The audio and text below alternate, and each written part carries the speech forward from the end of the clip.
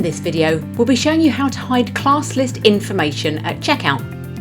First, log in as administrator.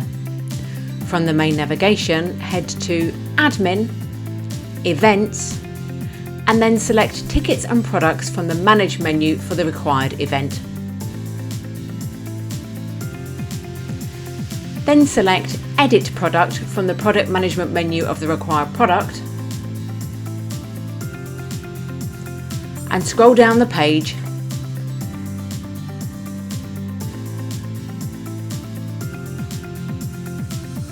to the Hide Class checkbox.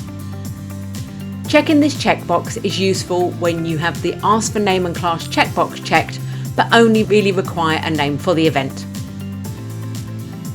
Click on the Update Product button when you are done. And that's it, you have now successfully hidden class list information from checkout.